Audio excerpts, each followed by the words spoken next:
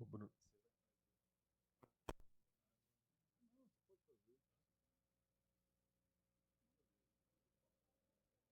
Tá no link aí, Ana? Abriu o link aí?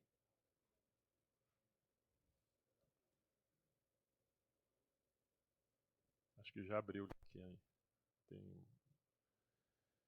Oi, gente, bom dia.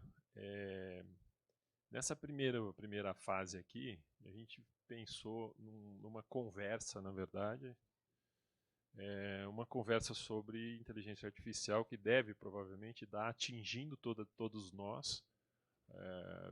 Mexemos com isso, fazemos isso, etc., mas cada um tem o seu jeito de fazer as coisas da inteligência artificial e da utilização da inteligência artificial. Então, nas conversas que nós tivemos na diretoria, nós não só na diretoria, em conversas e tal, sentimos a necessidade de estar falando um pouco sobre esse tema, não com muita profundidade, de certa forma, mas pelo menos falar desse tema é importante para a nossa vida profissional.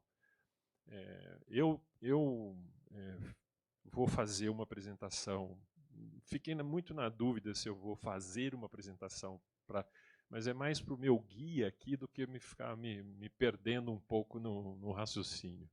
Então, por isso que tem uma apresentação, não que ela seja, ainda mais para vocês, pessoas inteligentes, importantes, etc. Então, acho que nós estamos aqui. Só que, sobre inteligência artificial, a gente sabe que existe um pouco de... eu queria mais ou menos fazer essa apresentação porque a gente vai ficarmos na mesma página. Porque eu tenho sentido, ao longo desses tempos, eu tenho falado sobre isso, principalmente em agências de publicidade especificamente, isso é IA na publicidade, que é onde eu estou me especializando, eu estou sentindo que existe uma ideia da inteligência artificial, todo mundo tem nas suas cabeças o que é inteligência artificial para cada um, porém com graus diferentes de entendimento da inteligência artificial pro negócio. Por negócio que a gente mexe, seja ele para marketing político ou governamental, ou seja na nossa vida pessoal. Por isso que eu acho que a gente vai falar um pouco desse ambiente. Só que eu queria, só para a gente começar assim, que eu queria só perguntar para vocês, quem tem uma inteligência artificial embarcada no celular? Quem tem duas? Quem tem três? Quem tem quatro? Nós já temos eu tenho aqui um termômetro sobre essa pergunta, que nos diz muito de como que nós estamos entendendo a inteligência artificial. Primeira coisa, é um estudo. Eu fiz MBA de inteligência artificial na escola Exame, que é inteligência artificial para negócios, e agora eu estou fazendo na Fundação Getúlio Vargas. Sempre a minha frase sei que nada sei, quanto mais eu sei. Eu sou mais burro e acho que eu não entendo inteligência artificial, quanto mais você estuda. Você vê que você está gatinhando. Mas essa pergunta que eu faço é para que a gente tenha um entendimento da inteligência artificial dos nossos negócios, para nós. Existe um estudo que 75% dos gestores, dos líderes, seja dona de empresa ou não, 75% acham que a inteligência artificial ela está madura. A maturidade da inteligência artificial está ok. O que é um erro brutal, e a gente sabe que a inteligência artificial ela não está madura. E por que ela não está madura? Porque ela nunca vai estar madura suficientemente para atender todas as demandas nossas, mas ao mesmo tempo o que a gente faz é saber e entender que existe os viés. E por isso que ela não é madura. Por que ela não é madura? E por que a gente acha que ela é madura? Quando a gente tem a inteligência artificial embarcada no nosso celular, a primeira coisa que acontece na nossa cabeça é que ela vai substituir o Google, porque a gente faz perguntas para ela e ela responde. A gente faz o prompter e ela responde. A gente hoje grava o áudio e ela responde. Falando em áudio, quando você OpenAI, por exemplo, que é o ChatGPT, que é o mais usado, quando você tem o ChatGPT, quando ele não tinha áudio, ele tinha uma progressão no mundo mais ou menos nessa curva assim. Quando você embarcou o áudio, ela fez isso. Porque as pessoas, em geral, têm as dificuldades de escrever. Outras têm vergonha de errar no escrever, mesmo para uma inteligência artificial. Assim aconteceu com o WhatsApp. O WhatsApp, quando embarcou o áudio, ele virou uma rede exponencial, foi geométrico. O mundo inteiro começou a usar porque ela embarcou o áudio no WhatsApp. A partir desse momento, ela fez isso. E aí, o que acontece?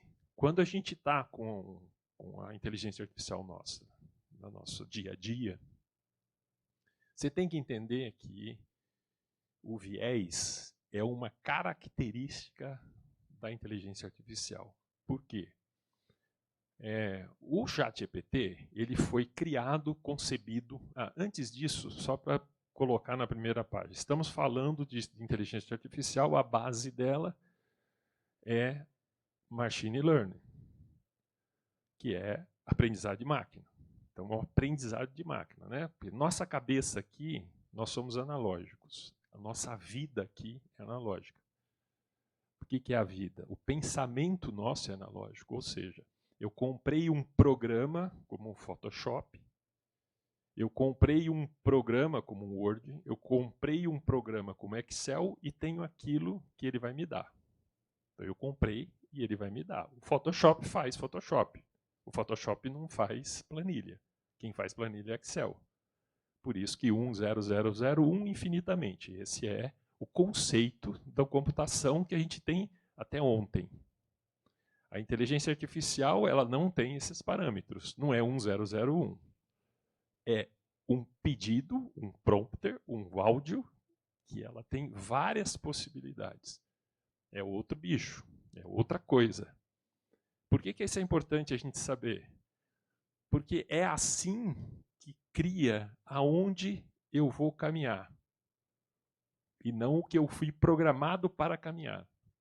A inteligência artificial, ela não foi programada para caminhar numa trilha pré-determinada e programada, que é o Photoshop, que é o Excel, que é o Word. A inteligência artificial, ela foi programada para não caminhar naquilo que é reto. É aquilo que eu digo para ela para onde ela tem que ir. E essa é uma diferença. Por quê? Porque a inteligência artificial, ela é comandada, estabelecida através de um prompter ou de um áudio ou de uma informação que você vai dar, e ela tem 3 caminhos hoje. Terá mais daqui futuro. 3 caminhos. Que é a inteligência artificial que você programada, que ela vai executar aquilo que você pediu e vai parar. Se você executar de novo, ela vai continuar, que é supervisionada. A inteligência artificial não supervisionada é aquele comando que você dá, que você treina, e ela vai fazer por você sem o seu comando. Ela vai continuar fazendo. Ela vai fazer aquilo que você deu o comando para ela fazer e você não vai precisar mais dar comandos para ela. É não supervisionada. Aí a outra vai ser a inteligência autônoma, que é o futuro próximo. Eu falo próximo para daqui a um ano. Hã? Não, mas ele não está funcionando. Oi, oi. Voltou? Walter, isso? É, a ali sumiu e eu também não ouvi. Parou? É, então, uma inteligência artificial autônoma, que é aquela que ela vai fazer, executar e vai ter decisões tomadas por ela mesma. Esse é o futuro da inteligência artificial. Ela vai tomar decisões por si. Por isso que quando ela por isso que a gente tem que entender quais são os vieses, e por isso que vocês estão com uma inteligência artificial embarcada, 2, e por que não 4? E eu espero convencê-los de que vocês teriam, pelo menos como profissionais, ter 4 inteligências artificial embarcadas no seu celular.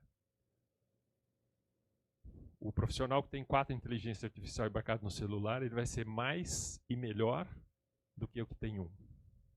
Principalmente o vício que a gente tem de utilizar eu uso o WhatsApp. Então você está acostumado na sua cabeça a usar o WhatsApp. E você acha que você fazendo isso na inteligência artificial, ela está ok. Ela não está ok. A inteligência artificial do ChatGPT, ele foi formado, primeiro, o princípio é machine learning, certo? É a base da inteligência artificial. A inteligência artificial do OpenAI foi criado no Vale do Silício por brancos americanos. Então você imagina que essa inteligência ela tem viés, porque ela foi treinada, educada com brancos americanos com todas as informações americanas. Um DeepSeek é chinês, formada por chineses, que vai ter foi ensinada, treinada, feita, erro, acerto, por chineses. E assim sucessivamente. O Perplexity é uma inteligência artificial que foi treinada, feita para que você tenha fontes das informações.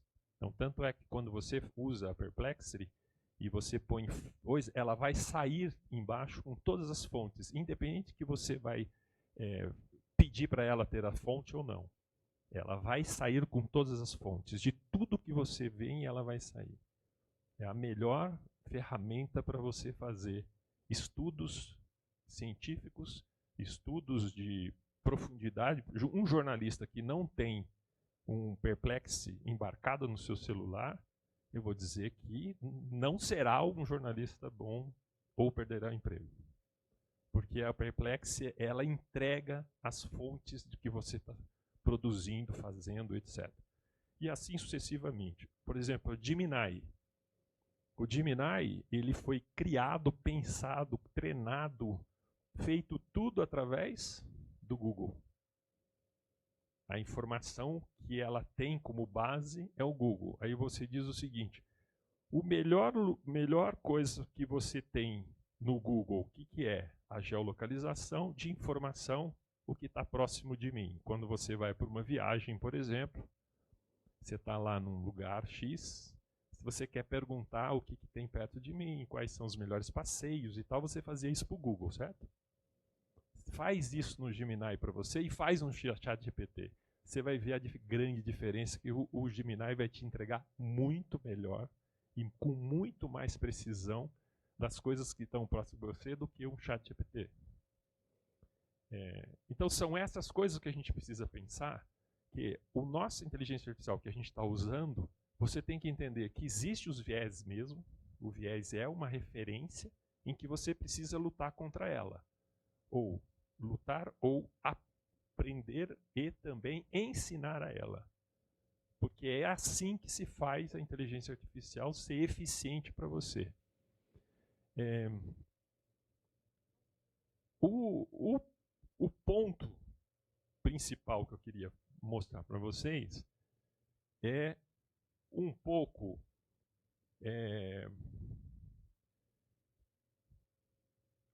aí talvez o Fábio e o Marcelo chegar, falar um pouco, tal, porque daí é a prática. Eu estou falando um pouco do conceitual, para a gente mais ou menos ficar na mesma página e entender um pouco que o conceito que está por trás da inteligência artificial, ela é um conceito estabelecido através de alguma ferramenta.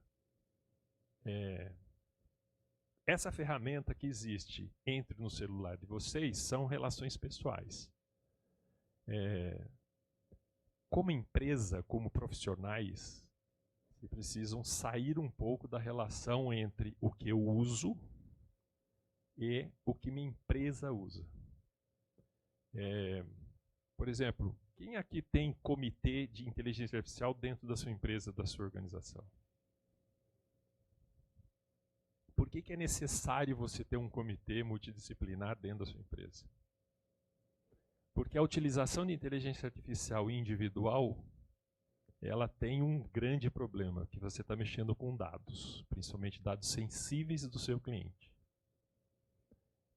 Se você pegar um dado sensível do seu cliente e colocar num chat GPT, a probabilidade de você estar disponibilizando esse dado é muito grande.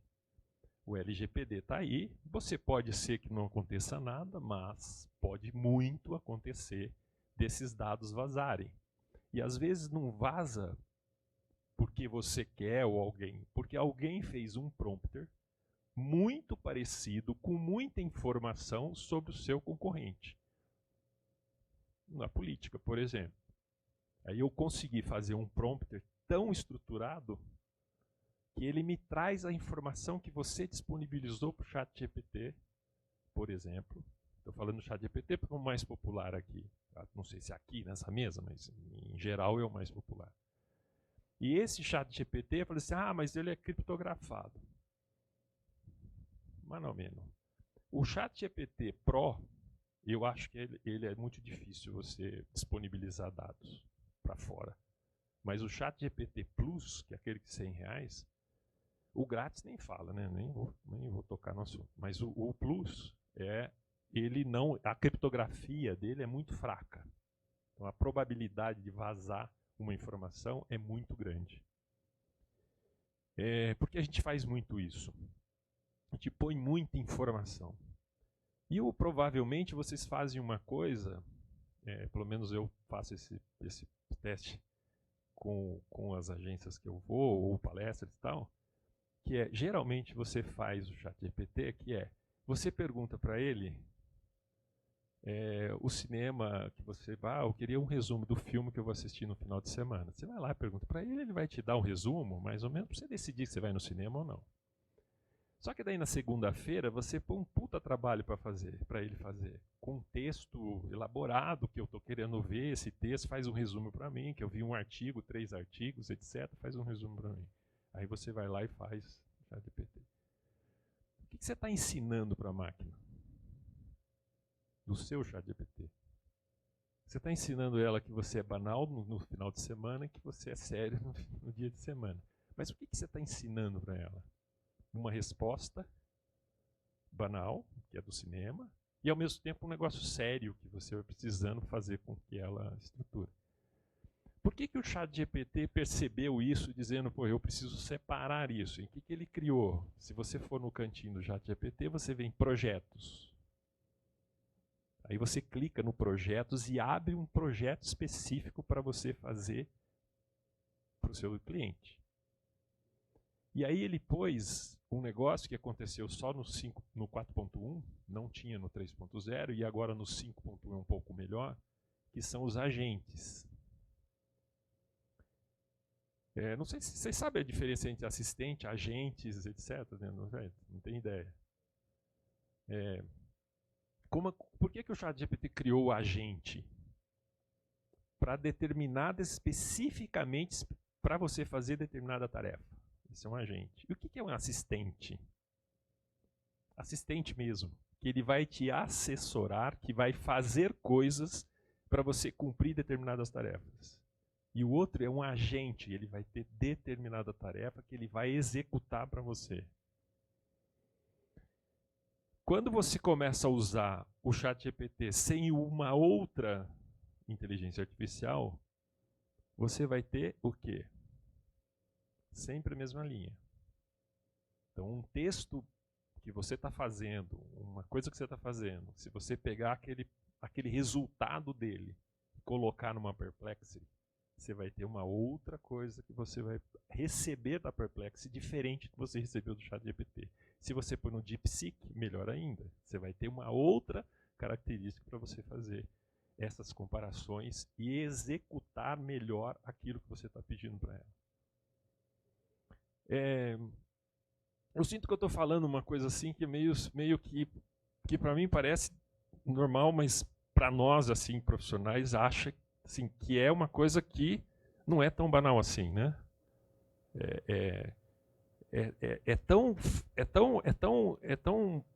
precioso essas coisas para vocês entenderem que vocês são professores da inteligência artificial de vocês. Você não chega para a sua equipe e fala, ó, meu, faz aí. Não é assim. Você vai chegar, sentar, ô, equipe, é assim, você precisa disso, você tem que isso, olha, você vai fazer isso, você vai fazer aquilo. Depois vocês vão se conversar. Porque depois o resultado não pode ser você fazer, e depois cada um vai fazer e mostra, vai chegar a apresentar para o cliente. Não. Você tem que conversar com ele, porque isso daqui tem que conversar com isso tem que conversar com isso, esse tem que conversar com isso, certo? Aí você chega, reúne tudo para apresentar para o cliente. Não é assim a vida? Só que isso é a mesma coisa na inteligência artificial. Você precisa instruir ela para fazer isso, faz isso. Você tem que explicar o que você quer para ela. Depois você vai lá no outro departamento, sei lá, se for assim, mas o cara da mídia, sei lá, o cara que vai... Você vai fazer isso, tá? O cara do design vai fazer isso, o cara do filme vai fazer isso, o cara do vídeo vai fazer isso. Só que todos eles precisam se conversar. Que chama-se uma ferramenta, que tem agora várias, que é integradores de inteligência artificial. Por que precisa integrar? Porque a vida é assim. Você precisa integrar na sua agência, eu falo agência que é vício de ser agente de publicidade, mas na sua empresa você precisa integrar, você tem que falar com o fulano, com o ciclano, cada um tem que se conversar para você gerar um documento para o seu cliente, um resultado para o seu cliente. Você precisa fazer a mesma coisa na inteligência artificial. É a mesma cabeça, o mesmo conceito. E para isso, muito tempo dedicado para fazer essa educação.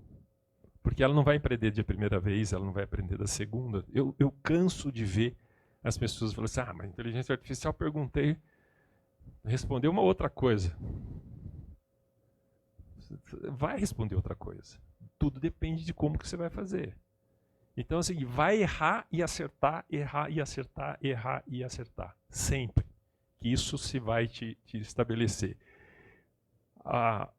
Os principais métodos de coisa é segmento avançado, automação inteligente e decisão baseada em dados. Ponto.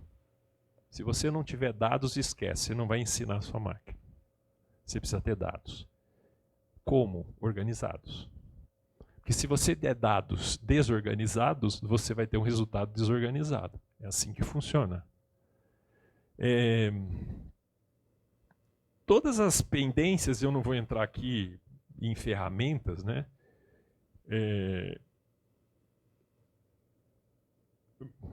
DeepSeek, eu não vou falar de uso cases reais, talvez algumas campanhas e tal, mas é o seguinte, a inteligência artificial hoje estabelecida, que está mais em decisões hoje, tomadas hoje nas empresas, esses 4 pilares para a comunicação pública. Faz comunicação pública em geral, não só da comunicação de governo, né? Que é análise de sentimento, tem várias ferramentas de análise de sentimento. Quando a gente fala em análise de sentimento, uma inteligência artificial de análise de sentimentos, ela vai te trazer informações estabelecidas através de comportamentos. Talvez o Marcelo seja aí, que o livro dele fala de algoritmos do poder, tem muito ali da análise de sentimento naquele livro. O atendimento a cidadão, cada vez mais, e aí cada vez é um pouco problemático nesse atendimento do cidadão por uma questão de base. As nossas bases de dados das prefeituras, governos, etc., são muito bagunçadas, são muito diluídas ao longo das secretarias e tal, não sei o que. Então, o primeiro trabalho, o mais difícil, é organizar esses dados para você ter um bom atendimento do cidadão através de chatbots, etc, etc. Acho que esse é o trabalho mais árduo que tem, é a organização dos dados. Transparência e prestação de contas é uma coisa que tem, e as narrativas políticas também têm várias ferramentas. Quais são as ferramentas que a gente precisa começar a pensar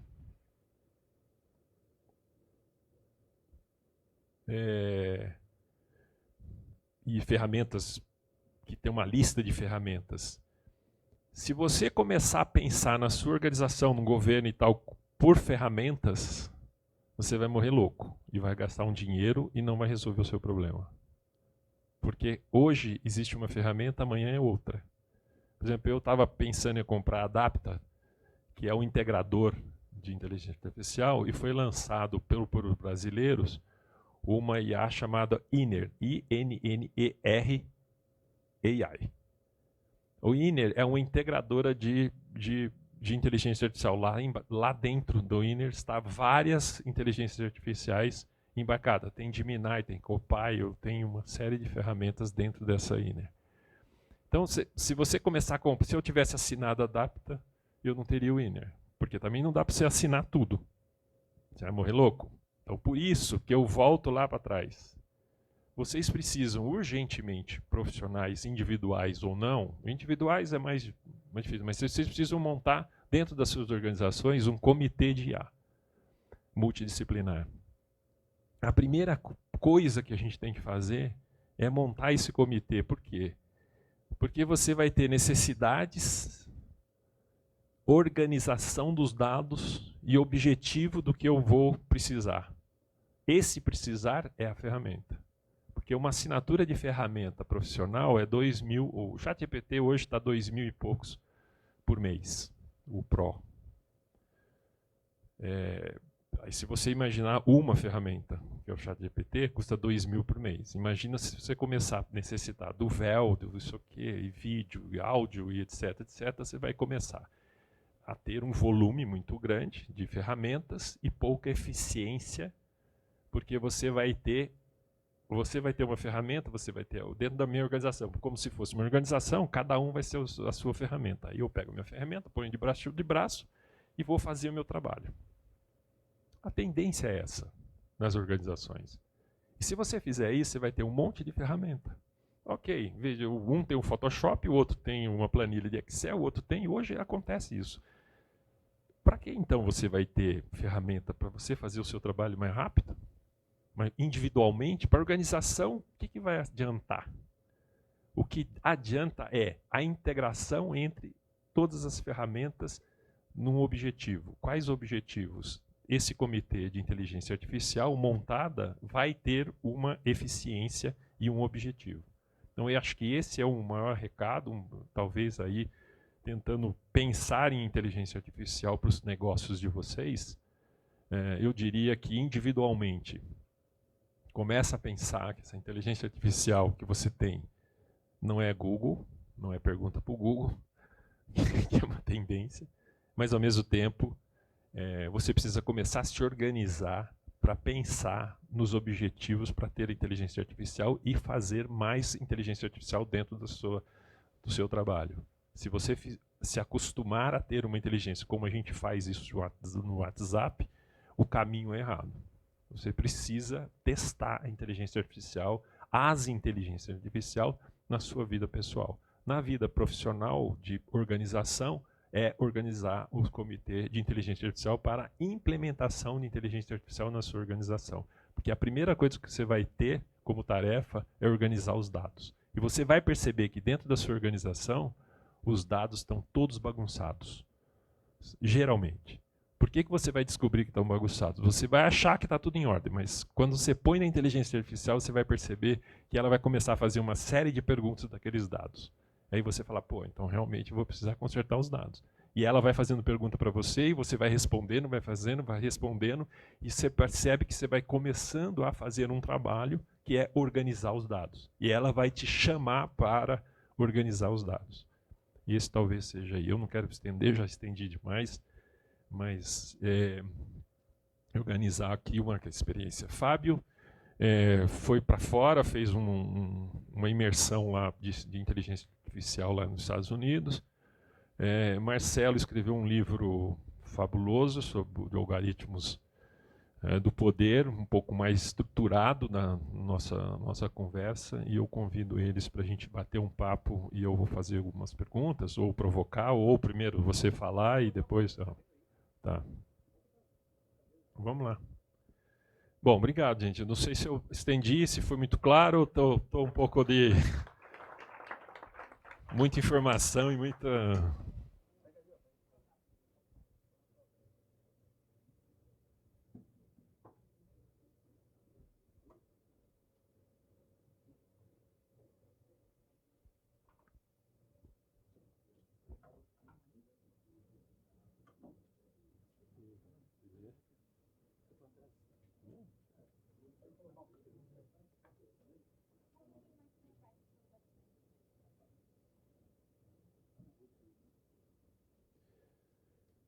Eu vou fazer...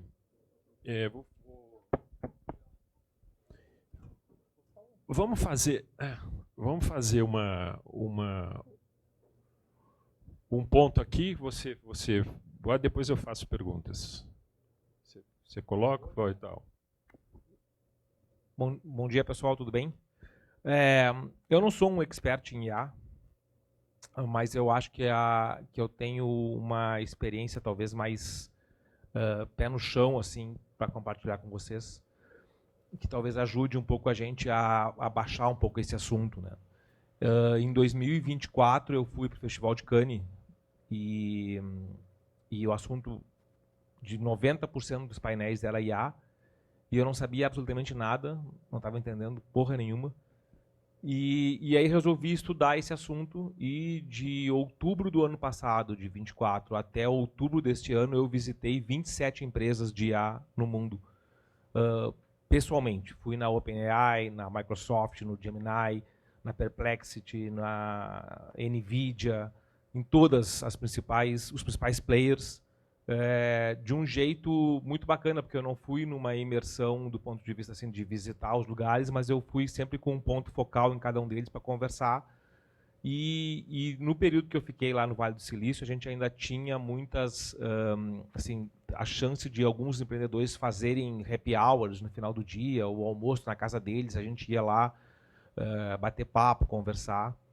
E lá em outubro, depois eu fui para Nova York também, que é onde está o OpenAI e alguns outros players, e lá em outubro aconteceu uma conversa que foi muito impactante para mim e que mudou drasticamente o jeito que eu pensava sobre IA e sobre o meu negócio. E eu acho que ele é um bom relato assim para vocês. Porque a gente fala muito sobre IA e ela é cheia de camadas, né? Tem muitas, assim, tem uma camada muito simples que é perguntar lá para o ChatGPT, e tem camadas muito complexas, tem uma velocidade gigantesca acontecendo na paralela, tem uma questão geopolítica envolvida, mas ela tem coisas muito práticas diretamente no nosso negócio. E aí eu estava conversando com um cara lá em outubro que tem uma empresa ela é de engenharia de software, ela faz softwares. Ele tinha 1.600 engenheiros de softwares e ele passou a ter 800. E aí eu perguntei para ele, pô, se tu que tem uma empresa que tem engenheiro de software está sendo substituído pela IA, o que resta para o meu negócio? Né?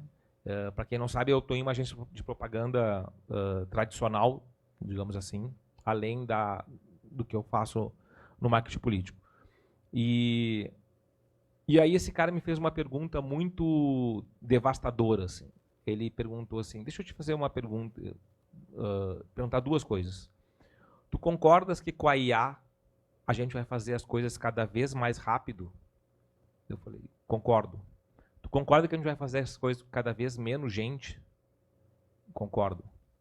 Então quer dizer que tu vai cobrar cada vez menos do teu cliente? Porque o modelo de precificação hora-homem pressupõe gente trabalhando versus horas. O teu cliente do lado de lá, que também está impactado pela IA, sabe que com a IA a gente faz cada vez menos em menos tempo e com menos pessoas. Como é que tu vai continuar cobrando mais desse cliente? E se eu não tivesse ouvido essa pergunta, eu provavelmente teria muitos problemas no meu negócio hoje, porque aconteceu exatamente a mesma coisa. Os clientes realmente começaram a querer negociar contratos baseados em que a gente deveria botar IA para baratear coisas. E, na verdade, não é tão reto assim. E o que acontece é que a IA tem duas discussões. Uma discussão do nosso ponto de vista aqui de propaganda, né? Uma da porta para dentro e uma discussão da porta para fora. Da porta para dentro,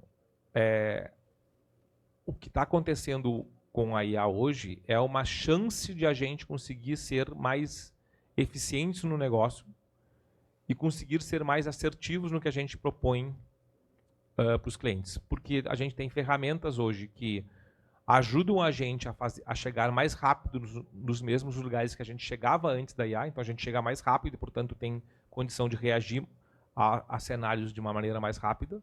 E isso desde a gente discutir aonde a gente põe dinheiro na mídia, que vale a pena, até fazer hipersegmentação de mensagem, até a gente conseguir ter mais análises preditivas com mais acerto de cenário, até o ponto da gente conseguir realizar coisas que antes a gente não conseguia realizar. Se a gente tivesse que simplificar, eu sempre digo isso para os meus pros criativos, assim, se a gente tivesse que simplificar a IA numa palavra só, a IA é um como.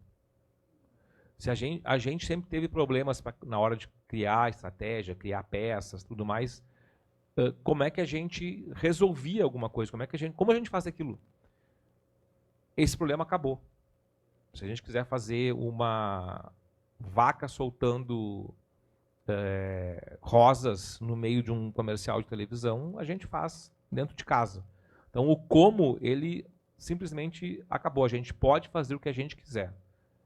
E isso, do ponto de vista de criação e planejamento, é dramático, porque a gente muda completamente o jogo. Eu tive conversando com o dono da O2 Filmes, e ele é um dos caras, eu fui conversar com ele porque ele é um dos caras que o Google fez uma lista de gente no mundo que ajuda a testar os produtos. Ele é aliás, o Google não, a OpenAI, e ele é um dos caras que está testando o Sora.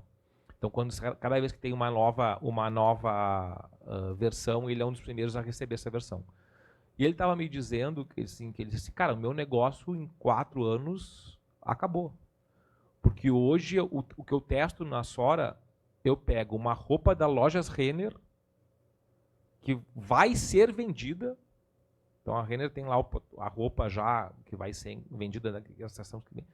Ponho numa pessoa, e essa pessoa dá cambalhota, sai correndo, toma tiro, sangra em cima da roupa e tal.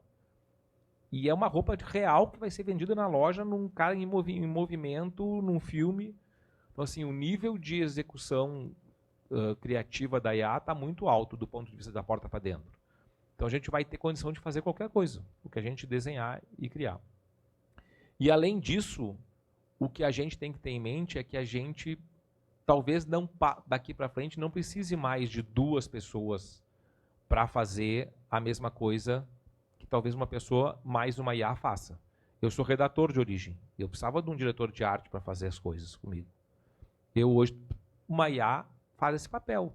Então, um criativo é muito mais completo com a IA hoje, porque ele pode juntar a parte que ele não tem, um diretor de arte, um designer, junta a IA para ser o redator que ele não tem do lado e fica muito mais completo. E isso, às vezes, também vai conseguir com que a gente tenha execuções diferenciadas, assim como alguém, talvez, que nem é um criativo, mas é de alguma área mais específica, um antropólogo, um jornalista, um sociólogo, um cientista político, com uma IA consegue entregar coisas que antes ele precisaria de um criativo do lado para entregar. E tem uma outra questão da porta para fora, que é a capacidade que a IA nos entrega de fazer qualquer coisa em qualquer lugar com qualquer pessoa. a gente vai ter muita facilidade para fazer com que um político esteja em 3, 4 lugares ao mesmo tempo. Em que um candidato seja sempre ovacionado quando chega em algum lugar. Né? A multidão em volta. Que um candidato possa estar dando uma entrevista em algum lugar e, ao mesmo tempo, estar presente em vídeo em outra, e nenhuma das duas seja o lugar que ele realmente está. O que isso vai acabar gerando de possibilidades boas e de possibilidades ruins, vamos começar a descobrir talvez esse ano. E eu não me preocupo tanto com aquela fake news que vai pegar um candidato, o nosso cliente, e vai falar, fazendo ele falar um absurdo dramático, assim, troço homofóbico, sexista, racista, porque isso é fácil de negar e de dizer que não aconteceu, provar que não houve, lançar dúvida. Agora, e aquelas vezes em que um adversário pegar um texto em que 95% do texto é coerente e é bom, e só 5% é absurdo, e está lá no meio do texto, e a gente vai ter que lidar com aqueles 5% para provar que, na verdade, todo o resto está valendo, mas aqueles 5% aqui não estão. A quantidade de possibilidades que a gente vai ter da porta para fora de jogar um jogo que ninguém está preparado, inclusive as plataformas também não estão preparadas para bloquear isso, podar isso, e talvez elas não tenham nem interesse. E aí tem toda uma discussão de regulação que a gente nem entrou aqui, né? Mas assim, que vai precisar regular coisas para a eleição, porque a gente sabe, né? Quem pesquisa, por exemplo, vai ser... Como é que a gente vai provar que pesquisa está sendo respondida por gente? Né? A pesquisa está lá com os dados, vai conseguir entregar os dados, vai conseguir entregar a lógica ponderada, mas quem diz que aquilo está sendo respondido por gente? Pesquisa na internet daqui para frente está cada vez mais fadada a ter problemas de credibilidade, porque vai ser muito fácil substituir a resposta por robô. Então, assim, a quantidade de assuntos que tem e camadas nesse assunto da IA, ela é quase que infinita. A complexidade está muito grande. Mas eu queria resumir nesses 2 pontos. Ela é um como, e esse como pode ser resolvido de muitas maneiras, inclusive na própria pessoa física. Só para terminar aqui e passar para a Natália, eu tenho um amigo que fez um curso de 6 meses e ele já fez 2 agentes pessoais de IA. Até que talvez alguns de vocês conheçam esse amigo, é o Marcelo Pacheco, que é da Eletromídia, um dos diretores da Eletromídia. Ele fez um agente de IA para testar o agente, a mulher dele compra online no supermercado, então ele criou um agente inspirado em chefe de cozinha, grudado na compra online daquela semana, então com os ingredientes que ela está comprando online, saem receitas prontas para fazer com aqueles ingredientes comprados ali, como se fosse um chefe de cozinha de guia Michelin. Então ele embarcou ali e ele vai toda semana aprimorando e colocando outras coisas, e ele recebe receitas feitas por chefes de cozinha das compras online do supermercado. E o outro agente que ele fez, ele embarcou dentro do LinkedIn e da agenda do Google, e aí quando ele vai fazer uma reunião com alguém, ele recebe então marca uma reunião com o Fábio Bernardi. Então ele sabe que ele pega lá, esse agente entrega para ele todas as últimas entrevistas que o Fábio deu, as últimas aparições públicas, o que é o negócio dele, quais são as contas que ele tem na agência, quais são as últimas campanhas que a agência botou no ar, e ele vai preparado para cada reunião com um agente informando ele tudo que ele tem que saber. Se é um cliente dele, quanto é que ele comprou na Eletromídia no ano passado, quanto é que ele está comprando agora, quanto é que ele está comprando dos concorrentes. Então, assim, ele vai muito mais preparado, muito mais instrumentalizado, e são 2 agentes feitos em 6 meses de curso por ele mesmo, dentro do computador e do celular dele. Então, assim, a gente pode pegar esse exemplo para levar para a nossa vida e para o nosso trabalho, para ver quantas coisas a gente poderia fazer em relação a isso. Poderia ter um agente de IA só imputando coisas dos concorrentes eleitorais, tudo que está acontecendo, a gente receber e mandando cruzar com coisas que nos interessam do ponto de vista estratégico, e a gente sempre estaria par e passo com o que está acontecendo mais de imediato. Ou seja, a gente não vai ter uma substituição de ninguém pela IA. Eu não acho que a gente vá querer isso ou vá chegar nesse ponto. Embora, assim como lá atrás, né, quando surgiu os PowerPoint e tal, qualquer sobrinho do nosso cliente fazia logotipo, e vai continuar existindo os caras que vão contratar esse tipo de gente, vai ter aqueles que vão contratar a IA e fazer tudo pela IA e não precisar nem criativo, nem estrategista do lado. Mas a grande entrega vai continuar sendo aquela que é a sensibilidade humana, que é o instinto, que é a acurácia, o talento humano. Isso não vai ser substituído. Porém, ele vai ser aprimorado pela IA. E quem tiver a IA vai ter mais velocidade. E acho que essa entrega de velocidade vai ser um grande diferencial a partir desse ano de 2026 nas campanhas também.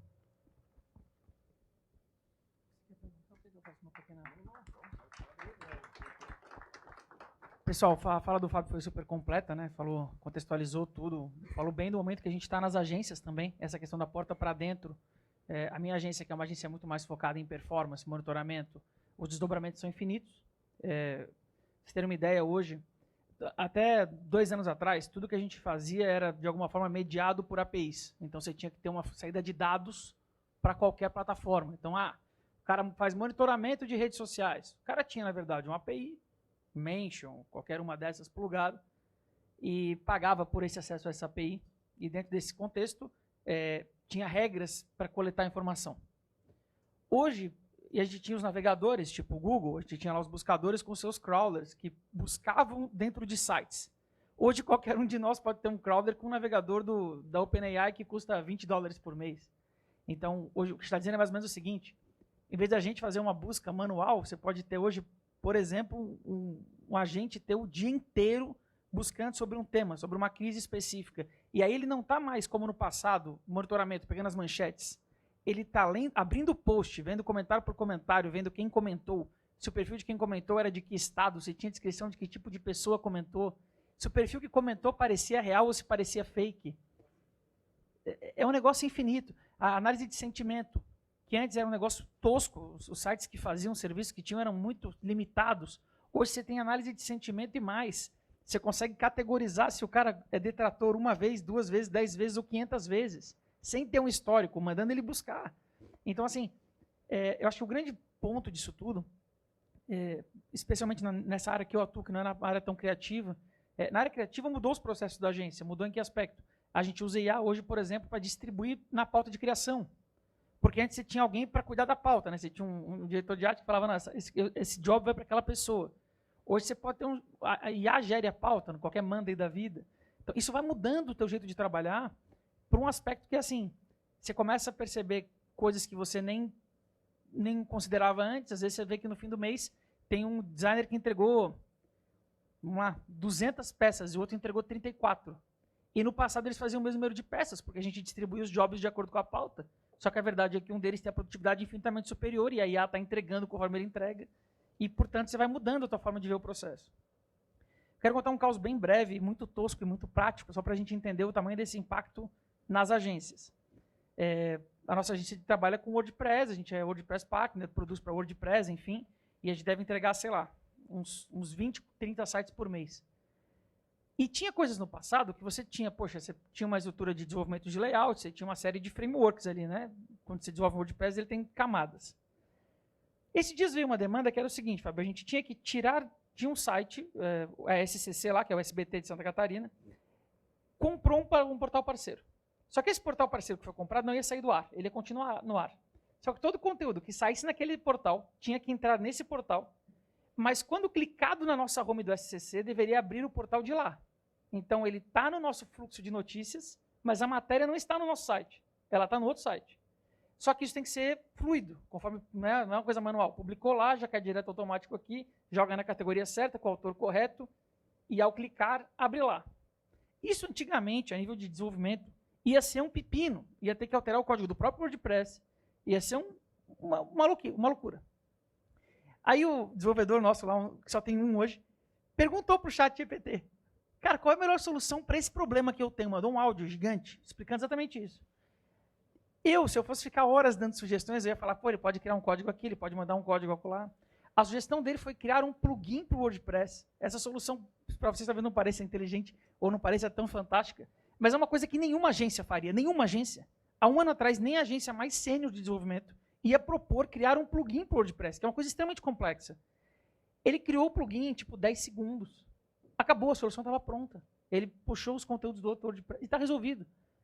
Isso, no passado, se você fosse cobrar para desenvolver isso para um cliente, ia custar o quê? De custo ia custar 10 mil, de 15 mil, de hora de programador. Isso está mudando muito o nosso trabalho. Então, Oi? Não, a gente cobrou, mas não cobrou os 10 mil. Mas, assim, reduziu o nosso custo na prática, né, nesse aspecto. Mas acho que o que eu queria destacar aqui, essa questão da IA, a gente discute muito sobre as fake news que podem vir, a parte negativa. Eu sou bastante otimista com isso, dentro de uma, claro, da racionalidade nossa. A gente viu no ano passado, 24, foi o ano com mais eleições da história, eu acho, em volume de eleitores no mundo, coisa de 50% da população global pôde ir às urnas, alguma coisa desse tipo. Nesse ano, nas eleições que a gente teve também, não tem grandes episódios, né, não tem coisas assim de grande repercussão. O que eu tenho visto de grande efeito da inteligência artificial nessa história das deepfakes é um aumento do descrédito de tudo que eu vejo. E tem a ver também com o descrédito da imprensa, que está muito presente nesses países todos que estão em eleição. Que é uma questão de o cara não só duvidar do que ele vê na rede social, mas ele passar a duvidar também do que a imprensa comunica. Porque talvez aquilo que a imprensa está falando também não seja real. Então é uma descrença sobre tudo que eu acho que vem muito alimentada por essa questão das IA. Se eu posso criar qualquer coisa, se eu posso colocar o Neymar e a Nani aqui agora sentados um do lado do outro aqui, então talvez a foto da Nani com a Catherine não seja verdade. Porque se eu posso colocar o Neymar, também posso colocar a Catherine. Sabe? Isso começa a gerar umas confusões que eu acho que nesse nível de confiança mais estrutural tem corroído algumas coisas. E acho que esse talvez seja o aspecto mais grave do primeiro momento. Assim. Vou fazer uma observação rapidinha sobre esse teu episódio do WordPress aí, o plugin. Que eu acho que é assim, a coisa que eu mais me preocupo daqui para frente, e na verdade me preocupo disso desde outubro do ano passado, então eu acho que eu tenho tentado já modificar a precificação e tal. Mas a pergunta, né, que tu fez sobre ele ter cobrado ou não, ele ainda cobrou, mas ele não conseguirá cobrar. Essa é a diferença, porque quanto tempo vai levar para que, em vez do cliente perguntar para ele, o cliente pergunte para o ChatGPT e faça de graça. Ou pergunte para ele, para jogar o trabalho para ele, mas não aceite a resposta cobrada. E mais, não aceite o tempo que levaria. Então, isso vai modificar completamente os negócios, porque se ele não pode cobrar esse plugin, e esse plugin é uma resposta importantíssima para o projeto, para o negócio, o que ele pode cobrar? O que a gente pode... Se os meus clientes hoje, a maior parte deles está fazendo um movimento de tentar internalizar coisas que são mais operacionais. Eu tinha lá que fazer 200 outdoor do Sicredi modificando só o endereço. Tá, e a IA faz isso hoje. Em vez de ter um tigre lá toda hora pegando um outdoor por outdoor, mudando o endereço, correndo um risco de de errar ainda e tal, etc. Então, o cliente acha que ele vai baratear a vida dele fazendo essa parte interna, essa interna. E é óbvio que ele joga para mim uma ideia de que eu vou tirar gente que fazia isso e vou cobrar menos para ele. Por outro lado, ele quer uma entrega mais estratégica que custa mais caro o tipo de profissional que faz. Essa equação, nós estamos no meio dela. E vai acontecer isso em tudo que é lugar, porque eu não sei vocês, mas eu já converso com gente hoje, de clientes da área política, que tem essa lógica de que vai gastar menos na campanha, porque a IA vai resolver um monte de coisa para eles que antes ele tinha que pagar para a pessoa. E, na verdade, para usar bem a IA, a pessoa que está por trás tem que ser muito melhor, tem que ser mais estratégica, mais criativa, com mais conhecimento, com mais leitura de cenário. Ela é mais cara. E ele não vai pagar menos, ele vai ter mais resultado, desde que essa pessoa que está atrás também tenha uma IA para dar velocidade. Porque essa pessoa mais cara, mais estratégica, com mais conhecimento de cenário, mais criativa, se não tiver a IA, vai entregar menos. Vou dar um exemplo, antes de abrir a pergunta, vou dar um exemplo que eu falo sempre para as agências de publicidade, porque quando eu faço a palestra para as agências de publicidade, eles ficam doidos primeiro, porque vão perder emprego, e vão mesmo. Porque a inteligência artificial, ela vai ter a perda de emprego. Eu faço o exemplo sempre do cara da Revolução Industrial, que estava com a enxada. Ele estava lá na enxada, veio o trator, tirou o emprego dele, porque ele fazia agricultura com a enxada. E não só ele, mas 20, 30 pessoas para fazer essa sala aqui de produção. Veio o trator, todo mundo perdeu o emprego, porque o trator começou a fazer. Ele perdeu o emprego pelo trator, porque ele não sabia mexer no trator. Não, sim, ele não sabia mexer no trator. Tudo bem, tem problema cultural, etc, etc, não teve dinheiro para fazer e tal. Porém, o trator, em vez de fazer essa sala aqui, ela faz 10 salas. Né? Então, no começo perde muito emprego. Só que o trator ele conseguiu fazer muito mais produção. Aí tem muito mais sacos, muito mais coisa, tem mais transporte, mais isso. Aí gerou lá na ponta. Então, hoje tem um estudo que a IA vai tirar do mercado, mais ou menos, no mundo, 750 milhões de empregos, na primeira fase. Só que ela vai gerar 1 bilhão de empregos. Existe uma teoria disso, tem um estudo sobre isso, etc, etc. E eu falo a mesma coisa para uma agência de publicidade. O problema é, se você estabelecer, veja, se o princípio de inteligência artificial é machine learning, que é o ensinamento de máquinas através de sistemas de aprendizado, se você tem dados do seu cliente, você imputa dentro dessa inteligência e você vai ter a complexidade de todo o cliente, o conhecimento do cliente, que antes você gravava um CD e entregava para ele. Hoje, você não vai ter inteligência artificial que você vai entregar para o seu cliente. Esse histórico é seu. Esse aprendizado é seu. Ele vai ficar muito mais dependente de você, porque o dia que ele sair de você e for para uma outra agência, ele não vai levar a sua inteligência. Porque ele não vai levar. Por quê? Porque você não tem como entregar para ele. Você entrega só o resultado. Mas a jornada você não entrega para ele. Porque ele não tem como entregar. Porque aquela inteligência foi aprendendo, aprendendo, aprendendo. E você vai ter muito mais fidelidade dos clientes do que você possa imaginar. No começo, essa loucura de o que eu acho, o que eu faço, que isso, aquilo, e depois vai começar a ser não commodity mais. Porque hoje é commodities, por exemplo, se ele tem o Photoshop, tem coisa, puta agência, eu não tenho agência, quero ficar igual a ele. Eu contrato um monte de Photoshop, de isso, Macintosh do caramba, profissionais, pum, estou igual a ele, eu sou concorrente dele. O problema é que ele começou a mexer com inteligência artificial hoje, daqui 2 anos eu falo, pô, eu quero ser igual a ele, eu vou contratar todas as inteligências artificiais que ele tem. Só que eu vou ter que ensinar ele vai estar sempre 2 anos na minha frente. Então não vai ser concorrente. Mudou a lógica da relação. Né? Então eu acho que é isso que faz um pouco da nossa esperança. Nós vamos ter uma barriga e nós vamos ter um sucesso de outros skills, de outras oportunidades. Eu ia começar a fazer perguntas, assim, uma troca aqui entre nós, para agradecer aqui, mas eu acho que vamos fazer uma rodada. Juarez, Sibeli tem uma coisa, a Nina também. Deixa eu... Vai lá. Obrigada, meu anjo. Veja só, vocês tocaram num ponto que eu acho que para nós, do ponto de vista de negócio, é extremamente importante. Assim, a maneira como a gente vai lidar com os nossos clientes do ponto de vista orçamentário. Né? A partir do momento que se diz não, que eles têm esse tipo de argumento, não, o trabalho vale menos porque eu já tenho uma etapa ganha, que é a etapa a ser realizada pela inteligência artificial. Qual é o tipo de argumento que vocês têm utilizado junto aos clientes de vocês para que esse argumento não seja válido, né? Ou seja, não, eu não posso diminuir o valor do meu orçamento, ou da minha campanha, ou da minha proposta, por conta de ter a ferramenta da inteligência artificial. Então, assim, do ponto de vista de mercado, de tratativa com os clientes, quais são os argumentos que vocês têm usado? Então, eu acho que o argumento em relação a esses fatos especificamente não existe. O fato está aí, está posto, entendeu? Assim, O que eu projeto e a gente tem feito isso nas renovações de contrato que já apareceram, né? E que eu acho que vai ser a realidade daqui para frente.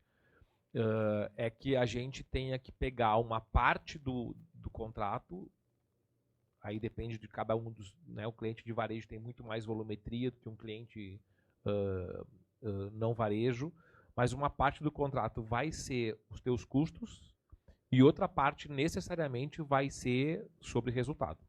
A gente vai ter que ter relevância em entrega de valor e medir a capacidade que a gente tem de influenciar o resultado na ponta para poder cobrar isso. Eu não acredito que tenha negócio saudável do ponto de vista de rentabilidade e de margem sem fazer esse movimento. Só para dar um exemplo, eu agora eu sou de Porto Alegre, o Inter fez um comitê de técnicos para ajudar a formatar o novo modelo de governança. Se vai fazer SAF, se vai mudar a governança interna, se vai fazer ação em bolsa, o que vai, né? Então ele criou uma comissão externa de não vinculados a conselho, diretoria e tal, de técnicos. Escolheu um em cada área de colorados isentos, entre aspas, né? Porque é difícil ser isento, né, nessa hora. E eu sou o cara da área do marketing. Tem o jurídico, tem legislação, tem o financeiro, tem compliance, tem um monte de coisa, e eu sou da parte do marketing. E a gente entrevistou, para contratar uma consultoria externa, 8 consultorias: McKinsey, KPMG, BCG, Bain & Company, Álvares Marçal. E aí, no meio dessas conversas com as consultorias, eu também tentando já, pensando com a minha cabeça de empresário lá de cá, estava perguntando como é que eles estavam vendo essa questão da precificação, como é que eles precificariam isso, né? E todas, sem exceção, responderam a mesma coisa. Que eles já estão pressionados pela mesma lógica da IA afetando a questão da hora homem, que essa precificação de hora homem é um problema sério para o futuro, porque os clientes sabem, né, eles têm a expectativa disso, e que todos eles estão modificando a precificação para a entrega de valor e resultado. Então, assim, eu não vejo outra saída, sinceramente.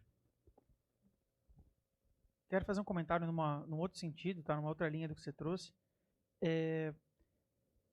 Em tempo que a gente tem uma redução de custo, sim, operacional, eu acho que a gente tem uma ampliação do custo de atendimento. Pelo menos eu vou dizer pela minha experiência. Quando eu sou capaz de entregar tarefas muito mais rápido, com volume de contas, eu tenho uma pressão sobre os atendimentos maiores, porque eu consigo entregar mais também, né? Então, não necessariamente a gente tem uma redução de custo direta. A gente tem tido muito mais demanda por profissionais mais sênior e mais capazes de fazer interface entre o que o cliente quer e transformar em resultado do que eu tinha antes realmente na operação. Porque, por exemplo, se antes eu precisava ter, vamos lá, 10 diretores de arte para fazer uma operação de uma agência. Hoje, no nosso caso, a gente tem menos diretores de arte, mas o time que faz a interface com o cliente teve que ampliar, porque eu consigo entregar mais, então, portanto, eu tenho que ter alguém que seja capaz de pegar. Vamos lá, se eu sou capaz de executar tecnicamente mais, eu também preciso ser mais capaz de explicar o que o cliente quer. Porque também, se antes, vamos lá, a gente dava 2 semanas para entregar uma peça. O cliente vinha aquela peça, ele fala, gostei e tal. Agora, quando você entrega essa peça em 2 dias, o cliente, se tu não tiver brifado, ele vai pedir mais uma alteração, e mais uma alteração, e mais uma alteração. Então, esse trabalho de atendimento aumentou. Acho que esse é um ponto relevante que impacta na questão de custo. Porque, às vezes, no nosso caso, um bom atendimento é mais caro do que um bom design, na nossa estrutura hoje. Um outro ponto que eu vejo, e aí mercadológico, é que a gente pode achar que nesse aspecto da IA, a barreira de entrada no mercado reduz. Mas eu acho que ela caminha para um outro lado, que é o seguinte: quando qualquer um pode vender um material feito por IA, ou uma análise feita por IA, ou um diagnóstico feito por IA, tem uma galera que entra no mercado sim, mas tem uma galera pressionada nessa faixa que ele não sai, que ele vende produtos que qualquer um pode vender. Isso está entupido no mercado.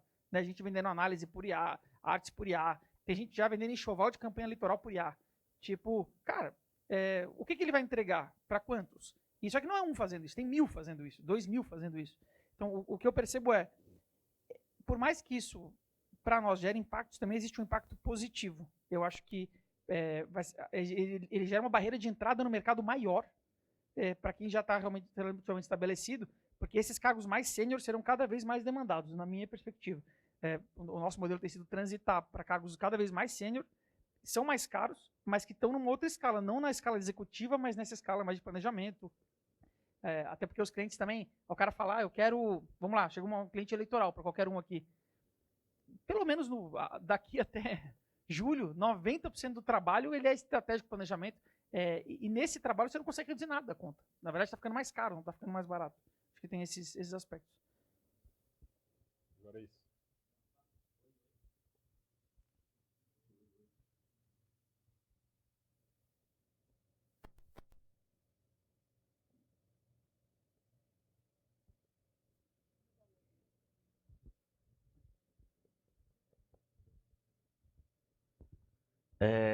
Bem, compartilhar o que eu vi em tese, na prática, né, que foi no seminário agora em Washington.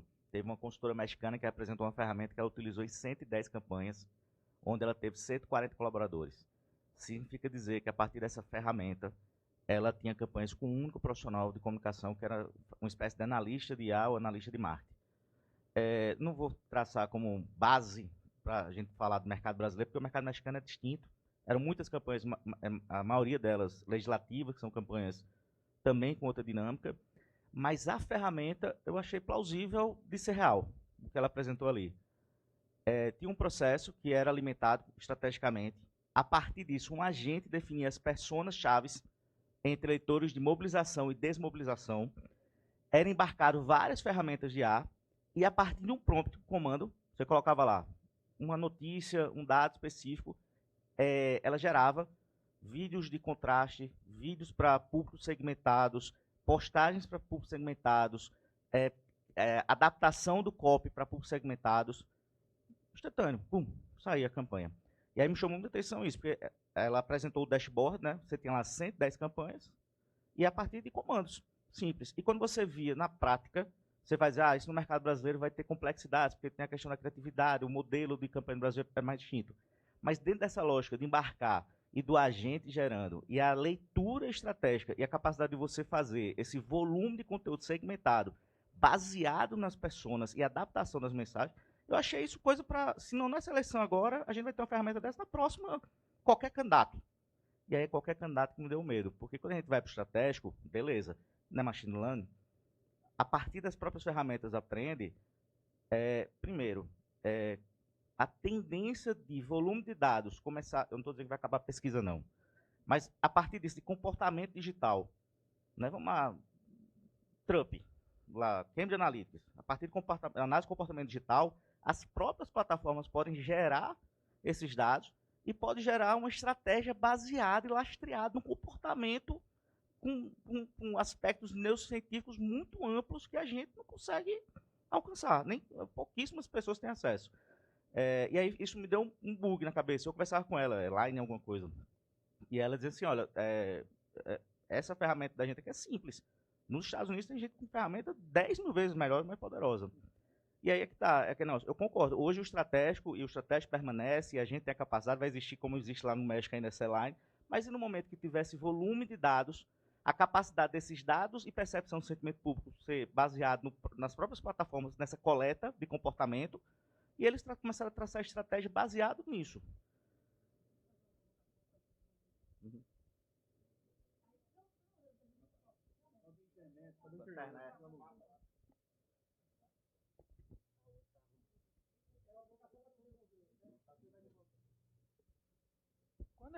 Quando a gente passa para esse nível de aprendizado, hoje, se a gente olhar, por exemplo, para a Meta, ela já faz isso. No varejo, especialmente, com 1000 recursos. Mas na parte eleitoral, com um pouco menos de recursos. Mas essa questão de aprendizado de máquina, de uso de testes de público para apresentar discurso, isso a gente faz real time, né? O normal do mercado digital. Mas eu acho que a grande sacada, que é o ponto de inflexão desse teu raciocínio, é que quando todos tiverem acesso a todos os dados, percebe?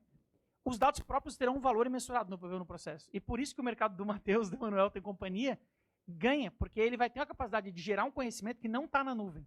Esses first party data, né, data de primeiro nível, essa primeira camada aqui, só eu tenho esses dados, vira um diferencial para esse aspecto. E aí eu tenho outras questões, que é assim, ok, então vamos dizer que daqui a 1 ano eu tenho todos os dados de tudo. Então eu tenho, cara, uma mega IA que tem todos os dados do planeta. Se todos tiverem, qual é o aspecto diferencial? Todos vão ter estratégias mágicas. É mais ou menos o que a gente tem hoje. Se pegar aquela galera produzindo conteúdo em forma de carrossel, né? Todos escrevem do mesmo jeito, porque todos usam a mesma IA para escrever do mesmo jeito. Eu quero dizer o seguinte, o diferencial estratégico, na minha percepção, ele vai se manter por uma questão que é assim, eu posso ter o enquadramento, eu posso ter o frame, eu posso ter várias coisas que venham por machine learning, mas eu ainda não vou saber, usando as redes sociais, se isso de fato impactou do outro lado. Eu ainda não vou saber se o cara de fato mudou de opinião. Tem muitos ingredientes laterais. E aí, para fechar, esse tipo de solução, Juarez, hoje a gente consegue fazer no Brasil qualquer um de nós. Porque um agente que eu treine para atender um cliente, e a maioria que já deve estar usando para fazer isso, tu consegue, por exemplo, pegar um time de 5 redatores e padronizar a forma de escrever. Porque você quer que todos os conteúdos saiam daquela mesma forma. Você quer, por exemplo, que esse mesmo agente revise para ver se não tem uma incoerência com a biografia do cara que está subida naquele mesmo agente. É a mesma ideia, mas dá para ir quebrando. Mas eu acho que eu queria te devolver para tu concluir nessa linha, se tu não acha que quando todo mundo tiver esses dados, isso vai ser diferente, e aí vai ter mais valor para os dados que eu tenho. E aí muda um pouco a dinâmica, porque se hoje a dinâmica é 100% estratégica e o tático embaixo é meio que, vamos dizer que está igual, a partir do momento que todos têm todos os dados, como que a gente faz? Sabe? Acho que tem um paradoxo aí.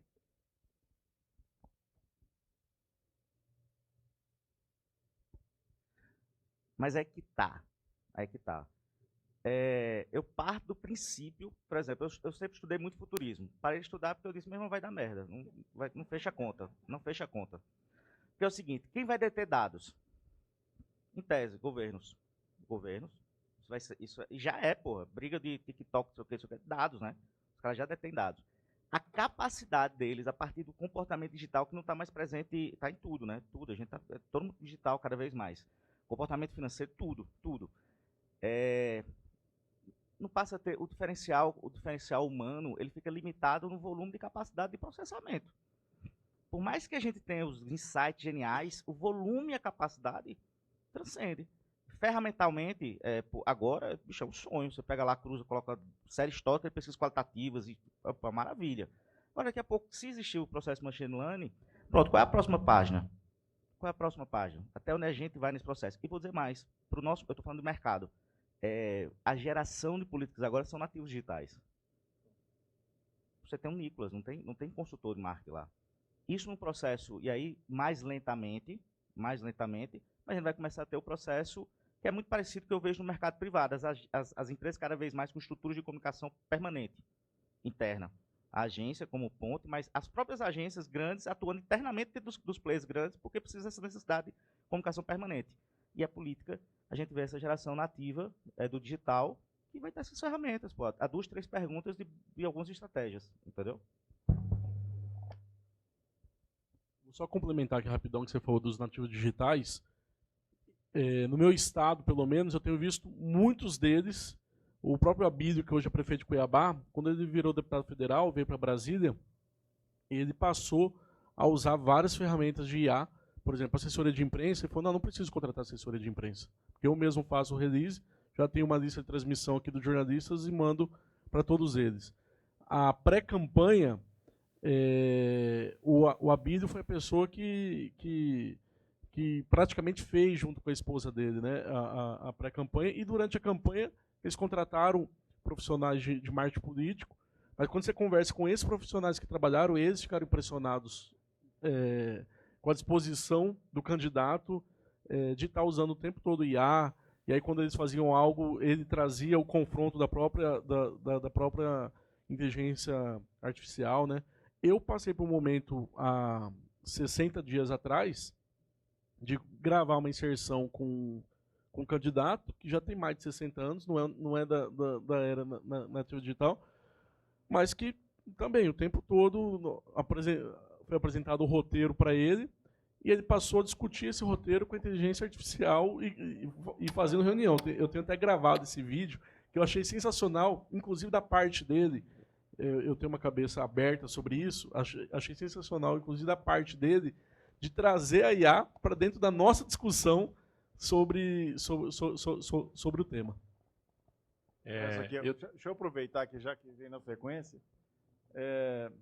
Eu quero acreditar que o Natália tem razão um pouco nessa conversa, e eu sempre achei um pouco isso, que a alta especialização, ela pouco provavelmente vai ser substituída. Quer dizer, se tem capacidade de fazer um prompt bem colocado, ainda vai fazer muita diferença. O Al Rise, na década de 90, ele falava isso. Olha, o marketing, todo mundo pode fazer pesquisa de mercado, saber o que o consumidor quer. Agora, o problema do marketing não é esse. O problema do marketing é a diferenciação competitiva. Ou seja, você tem que saber o que criativamente você pode fazer um pouco de diferente para diferenciar de todo mundo. Que a base de dados, daqui a pouco, todo mundo vai ter capacidade de analisar Big Data, vai ter muita coisa. Né? Beleza, todo mundo analisou, mas e aí, o que eu tenho diferente? Como é que eu posso fazer melhor do que meu concorrente, ser mais estratégico que ele?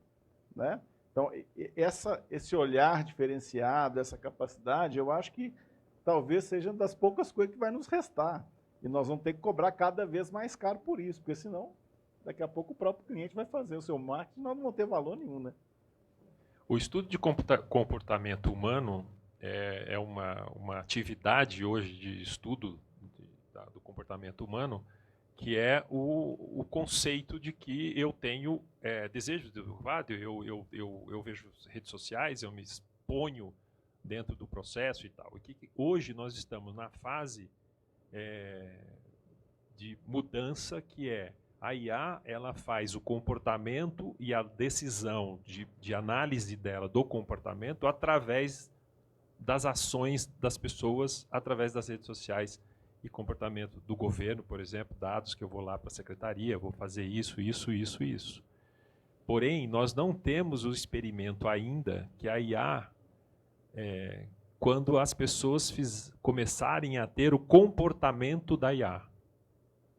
Entendeu como é? Ou coisa que não vai ser mais o comportamento das redes sociais. Por exemplo, você vai comprar, decidir pelo Instagram quando você começar a embarcar inteligência artificial na sua vida todo o tempo? Não, você não vai mais comprar pela inteligência. Você vai perguntar para a sua inteligência artificial que aquele produto é XYZ. Então você vai comprar através da própria inteligência artificial, não mais pela rede social. O comportamento da rede social, a probabilidade, os estudos que estão sendo feitos, a probabilidade de você sair da rede social ou diminuir a sua exposição na rede social através das suas vontades, dos seus sistemas, etc., ela é o próximo passo da inteligência artificial. A inteligência artificial ela vai conquistar o coração das pessoas, o sentimento das pessoas. Elas vão debruçar a ela, inclusive comportamental, dizer os problemas dela, ter a relação do psicólogo, não sei o quê, ter isso, ter aquilo. O comportamento nosso, das nossas relações, hoje estabelecidas através das redes sociais, etc., não vão ser mais pelas redes sociais, mas sim pela inteligência artificial.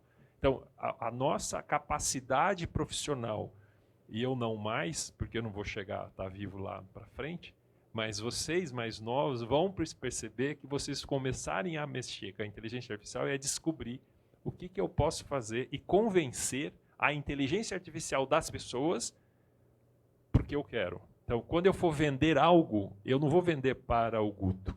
Eu vou vender para a inteligência artificial do Guto. Eu preciso convencer a inteligência artificial dele para que você compre o meu produto.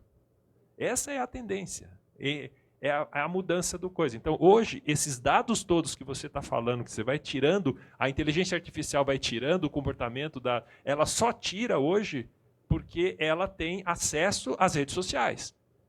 Quando ela não tiver mais acesso às redes sociais, vai ter acesso às inteligências artificiais das pessoas, e as pessoas vão perceber que se ela fizer um comando na inteligência artificial dela, dizendo, eu não quero que você exponha esses dados para terceiro, você não vai levar esses dados para outros. A partir do momento que eu entendo isso na inteligência artificial, e é possível hoje fazer isso, você vai começar a ter, a própria inteligência artificial vai ter dificuldade em encontrar um caminho do seu comportamento. É outro nível, é outro sistema, é outra vida que a gente ainda não experimentou isso. Simplesmente estamos projetando o futuro para isso. Se vai acontecer, não sei, mas uma grande possibilidade de acontecer é fato. Principalmente quando a gente começar a discutir ou tentar discutir o que vai ser inteligência artificial através da computação quântica, que vai mudar completamente o comportamento, inclusive das próprias inteligências artificiais, que são as autônomas. Um comentário bem breve também, que eu queria que a gente tenha isso claro. A gente não caminha para um compartilhamento de dados, né? É o inverso. Há 5 anos atrás, na época da Cambridge lá, a meta era dados abertos. Você podia pegar dados, eu buscava lá o Bruno e eu tinha tudo que o Bruno curtia, tinha interesse e tal. Hoje a gente tem super apps dos bancos, a gente tem super apps das lojas de e-commerce. Esses dados estão fechados a 30 chaves cada um deles. E esse é um grande limitador do processo. Quando tu pega uma farmacêutica que tem um aplicativo próprio, o grande investimento ali, sem dúvida, são os dados que tem de consumo, de hábito de compra daquele cara. Esses dados não são universalizados pelas IAs e não serão. As redes sociais hoje, esse é outro ponto, a gente discute muito, porque está nas redes o cara vai aprender o que está na camada aberta, na camada pública. Mas o que está na camada da conversa de WhatsApp, do grupo da família, esses dados não estão nutrindo as IAs, né? E não teriam como nutrir, tecnicamente falando, nem se a gente quisesse nutrir. A não ser que, naturalmente, que a gente quebrasse, deixasse de ter criptografia, deixasse de ter todo o resto. Eu trago isso só porque às vezes a gente olha para essas análises do tipo, o que está nas redes, nas redes é uma incógnita para a gente. A gente fala, 10% das pessoas nas redes sociais torce para o Flamengo. Cara, 10% de quem? 10% de quem publicou abertamente nas redes sociais torce para o Flamengo. 2% torce para o Palmeiras. Torce com base em quem publicou que tem o time. Então, a gente tem várias meias-verdades hoje nesses dados, e eu acho que a profundidade desses dados é um desafio para a gente também. Porque, eu tenho uma IA que pode analisar tudo, mas ela está analisando o quê? Qual a informação que de fato está ali dentro? Isso é muito importante. Acho que é um desafio para a gente quebrar também a cabeça. Eu ia dizer, uma das coisas que eu ia falar na provocação do Juarez é a diferença de tratamento de dados nos Estados Unidos e no México em relação ao Brasil, né? Cartão de crédito, por exemplo, é dado aberto nos Estados Unidos, então é barbada de trabalhar. Não, tem campanha, né, que vende os dados da campanha para outra campanha. É muito diferente trabalhar lá com os dados abertos que tem lá, porque tem muito dado aberto lá, é muito diferente do Brasil, que os dados são fechados mesmo. Mas eu queria fazer um adendo adicional e 2 complicações. O adendo adicional é o seguinte, eu acho que tu e o Natália estão certos na discussão.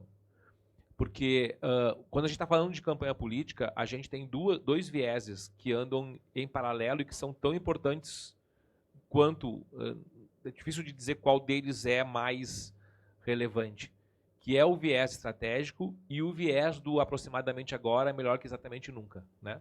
A gente tem coisas que a gente precisa fazer o tempo inteiro, está conversando e está lá. Tem um viés de informação, de presença da campanha, do candidato, da candidatura, e tem um viés estratégico. Esse viés de presença, de estar em mais lugares ao mesmo tempo, a IA vai resolver e nós vamos conseguir fazer, e vai ter um monte de ferramenta para fazer, e isso vai ser importante de fazer. Então vai ter esse lado de fazer campanha com uma machine learning lá que vai conseguir te dar aqueles vídeos que tem que fazer, tá naquele segmento, naquele momento, naquela hora. Porém, isso é muito mais sobre presença e informação do que sobre emoção, do que sobre estratégia, do que sobre influência de comportamento de fato. Então, eu acho que as 2 coisas vão conviver o tempo inteiro. Vai ter um diferencial ainda, porque eu gosto muito de uma frase, eu uso ela meio como dogma, assim. O Aristóteles, na Arte da Retórica, tem uma frase que é maravilhosa, que diz que o juízo de valor das pessoas muda conforme a emoção que elas sentem. E essa percepção da emoção, do juízo de valor que a emoção gera, a IA não te entrega. Nenhuma ferramenta. Isso ainda vai depender da gente, desse olhar humano, em cima daquela capacidade de presença lá que vai ter. Então, eu queria fazer essa observação. Agora, tem 2 complicações que eu queria pôr na roda. A primeira, mais ampla. Eu acho difícil chegar nesse ponto em que o Dudu falou, embora eu acho que toda a tendência é para lá. Por que eu acho difícil? Porque eu acho que não vai ter energia nem água suficiente para chegar lá.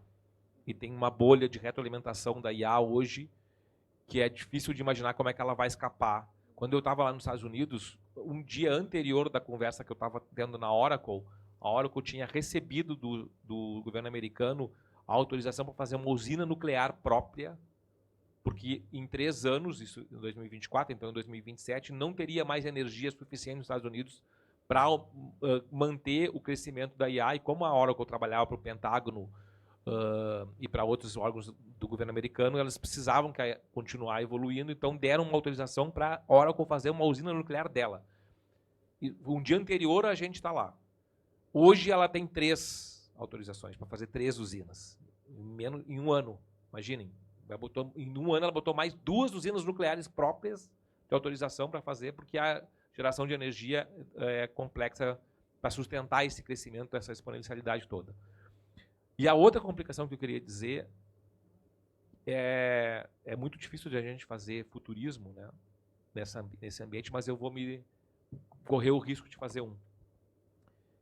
Que é o seguinte: antes mesmo de chegar nesse ponto que o Dudu estava falando, eu acho que a gente vai ter uma outra linha de chegada mais dramática, e essa linha de chegada vai ser muito rápida. Talvez 1 ano e meio, 2 anos, na minha opinião. Que é o seguinte, que vale para as marcas, mas também vale depois para a nossa realidade de campanha política. Que é uma dúvida sincera sobre onde tem gente. Onde tem gente? Eu acho que as redes sociais terão um grande problema, porque se a gente pegar o LinkedIn hoje, a gente já tem dúvida onde tem gente. A gente já está no Instagram começando a ter dúvida onde tem gente curtindo, compartilhando, postando. O que eu me interessa comunicar se não sei se tem gente para comprar? Então, eu acho que a gente vai ter uma volta à importância real de televisão, porque tem gente no outro lado, ainda mais com a TV 3.0, que já vai começar na Copa do ano que vem. A gente vai começar a ter cada vez mais importância para eventos presenciais. Isso em campanha política vai acontecer muito severamente. Assim. Eu tenho certeza que o candidato está lá, eu estou ouvindo o cara. Isso eu posso confiar porque eu vi ele falando. Isso vai acontecer, vai voltar a importância de encontro presencial, de comício, de reuniões em petit comitê. Vai voltar a importância de ter contato pessoal. E isso vai mudar dramaticamente, porque quando eu estava lá nos Estados Unidos, uma dos pitch que a gente foi também no Silicon Bank, que é o banco de investimentos das startups do Vale do Silício, e tinha uma startup lá que estava falando sobre agentes pessoais, e ela estava mostrando a ideia dela é desenvolvimento de agentes pessoais sofisticados, do tipo, eu pego todas as minhas contas bancárias, crio um agente que vai no banco, pega o dinheiro e paga cada um dos boletos, independente da minha relação, e interage. Quando tem que atrasar um dia que eu não tenho saldo, ela interage, ela mesma faz o e-mail para o cara do banco, ou para o cara da conta, ou o WhatsApp, e ela funciona sozinho. Nas redes sociais, o Neymar vai jogar, a agente pessoal dele vai lá postar para ele, já vai interagir com os torcedores e com os fãs da rede. Quando ele sair do jogo, já tem um relatório pronto lá, já tem o gol, quando ele faz o gol, já está postado automaticamente, que ela capta do YouTube, já joga ali e tal, e ele também não precisa fazer nada. E aí vendia esse horizonte de que tu vai viver a vida, porque as IAs tuas vão fazer isso. Sim, mas e aí quem vai estar lá nas redes sociais? Para quem que eu vou vender o vestido da Renner, entendeu? Se eu não tenho gente para comprar lá. E ainda vai demorar para chegar nesse ponto em que a IA vai estar comprando. Esse ponto do Dudu de convencer a IA para comprar vai demorar. Mas a venda pelo IA, 9% das vendas de farmácia da Black Friday agora, que terminou semana passada, vieram do ChatGPT. Então, assim, já está acontecendo, o ChatGPT já é um gerador de demanda de venda. Ele só não está embarcado para comprar diretamente ali. Mas em um ano vai estar. Nós vamos estar comprando pelo ChatGPT, não vamos estar comprando no e-commerce da farmácia. Isso é outra mudança radical. Não vai ter gente entrando lá no e-commerce. Para que eu vou ter esse e-commerce? Então tem muita coisa acontecendo, mas eu acho que rapidamente nós vamos se perguntar onde é que tem gente. E aí, quando a gente tiver certeza que tem gente, isso vai ter muito valor. A Nina tá tempo, tá. Na verdade foi a terceira. Né? Vocês comeram bola com ela aí. Vocês foram passando e comeram Não, mas bola. tem um pouco a ver com a discussão do Juarez aqui, que o Marcelo falou do mercado de pesquisa. Recentemente eu recebi aqui na agência 2 senhores que me venderam uma espécie de pesquisa por inteligência artificial. E eles falaram que eram eleitores sintéticos. Então, eles me explicaram, e assim, são duas pessoas com currículo excelente, já deram aula na FGV, mas eu fiquei impressionada, na verdade. Então, vou trazer um pouquinho do que foi essa fala que eu compartilhei. Quando terminou a reunião, eu liguei para o Matheus, foi a primeira pessoa que eu liguei. Eles falaram que podem fazer uma quali com esses eleitores sintéticos, criando ali as pessoas, né, as personas, identificando o jovem de 18 a 24, que gosta de tal estilo de música, criar essas pessoas e fazer as qualis com essas pessoas. E eu achei, ao mesmo tempo, fantástico e talvez balela, não sei, mas eu fiquei muito impressionada com o argumento deles, porque eles me disseram que poderiam entregar uma quali em um dia. E isso, para quem trabalha em campanha, ter quali. Imagina ele falando, imagina você ter quali, Nani, todos os dias, com essa recorrência e tal, e nessa entrega. E eu falei, isso daí, mas você vai vender mais barato, né? Já que você está pesquisando com eleitores sintéticos. Não, vai ser mais caro, porque a entrega é muito mais rápida. Então, eu trago aqui essa conversa, porque eu fiquei muito impressionada com essa reunião. Eu liguei para o Matheus, logo ele me botou um pouco mais no chão, assim. Mas eu acho que isso pode ser uma coisa que vai revolucionar esse mercado. Porque se um político, se esses senhores chegam num político que fala, olha, vou entregar uma quali todo dia para você, com eleitores assim, como é que pode, né, esse mercado? Ele pode ser revolucionado, as pesquisas, mas para o político também vai me parecer uma grande ideia, né? Queria só compartilhar essa reunião que eu tive e pegar um pouquinho da opinião de vocês. Enquanto eu passo o microfone para o Matheus lá, Nani, tem uma questão aí que volta no que eu te falei antes. Com que dados ele baseia isso? Os dados que ele acha que ele tem. Isso é muito complexo. Então, eu construo essas personas com os dados que eu acho que eu tenho. E isso aqui não são os dados reais, né? Nunca serão 100% dos dados, serão parciais. Por mais que eu tenha machine learning, por mais que eu tenha aprendizado, estou falando só da parte técnica. A gente tem feito um trabalho muito grande para fazer coleta de pesquisa online. Muito grande, é uma parceria com a Data Senado. Não sei se a Elga está aqui, acho que não está. Mas tem feito um trabalho imenso com ela, de já 4 meses, com 3 pessoas só trabalhando nisso. E por mais que a gente consiga hoje unificar votos, seu único ponto de impacto, garantir que foi distribuído homogeneamente no território, garantir, e aí o Matheus depois pode complementar melhor, todos os aspectos estatísticos para que aquilo tenha, num plano amostral, referência. Aí eu vou te dar um exemplo. A gente não consegue entrevistar pessoas não alfabetizadas. A gente não consegue entrevistar pessoas da classe C e D no volume que a gente precisa.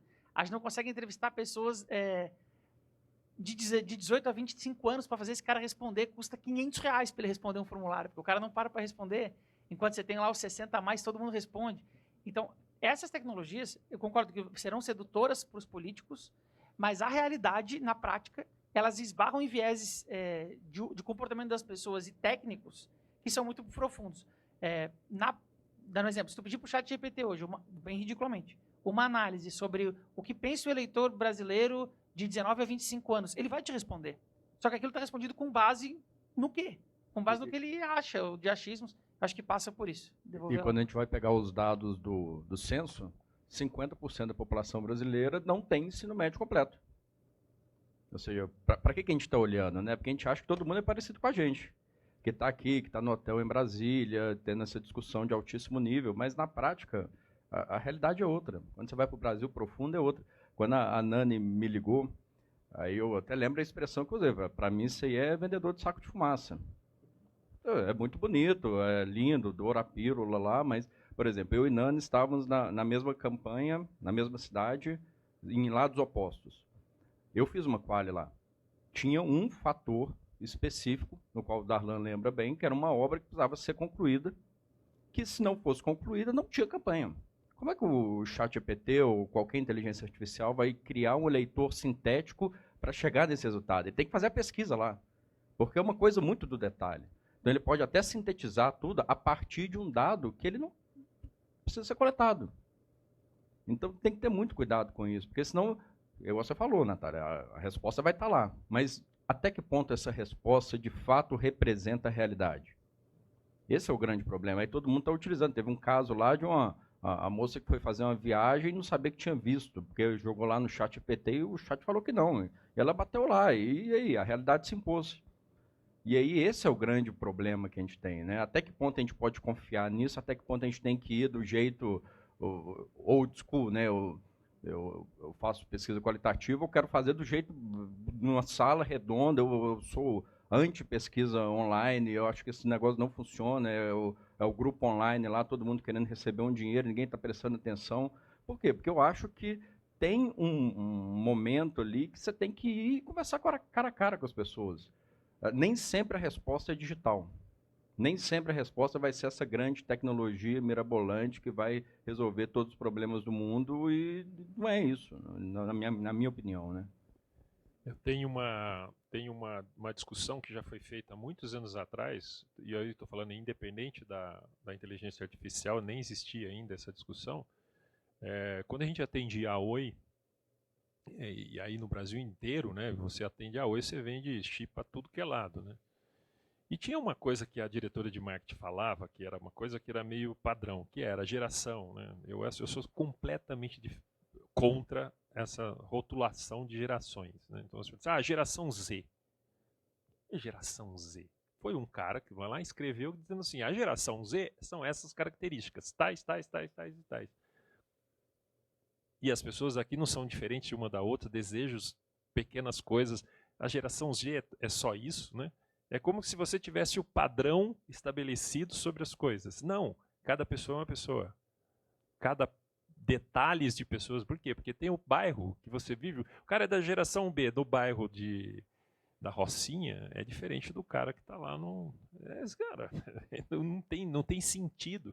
Isso vale muito para hoje a inteligência artificial. Nós derrubamos aquele negócio todo de geração e tal, e começamos a trabalhar os clusters bem específicos, que hoje a inteligência artificial é isso. Por que a inteligência artificial faz? Você quer jovem, 19 a tantos anos, etc, ela vai lá e fala assim, quais são as características? A característica é alguém publicou em algum lugar e acha que serve para todo mundo. Independente do cara que está na Rocinha, o cara que está no Leblon. E aí como é que fica aí essa decisão, né? Então é isso que está posto. Depois eu só queria fazer uma coisa seguinte, não sei se é a necessidade de vocês, mas perguntas de como que, para a gente começar assim, como profissionais, o que você faria hoje para começar a ter a inteligência artificial? A ter a coisa. Quais são os primeiros passos? 1 passo, 2 passos, 3 passos. Porque eu acho que isso pode trazer para a gente um sair desse ambiente para ter a prática amanhã, como que eu faço e quais são os passos para a implementação de inteligência artificial na minha vida e na vida das minhas empresas. Eu acho que é um pouco disso que a gente tem que falar um pouco para a gente, por exemplo, porque amanhã nós temos coisas para fazer. Eu acho que, por exemplo, discutir reputação, discutir regulamentação e tal, acho que é um fórum que é um fórum legal de discutir, mas eu acho que não hoje. Eu sinto a necessidade de a gente ter um pouco da prática, experiência entre nós, de como que a gente põe. Bom, tá bom, e aí, conversamos sobre tudo isso, e amanhã, o que eu vou fazer? Eu quero começar. Como que eu começo? Quais são os passos? Mas esse passo eu já dei, tudo bem, ok. Mas quem não deu, né? E qual o segundo passo, qual o terceiro passo? O que eu faria, o que você faria amanhã para começar a trabalhar com inteligência artificial? Eu acho que eu sinto um pouco desse caminho, porque a gente está num caminho, eu acho legal, a discussão de alto nível, mas eu sempre fico pensando o seguinte, vamos dar o passo, né? Vamos pôr na prática o que eu preciso, o que eu necessito, o que eu...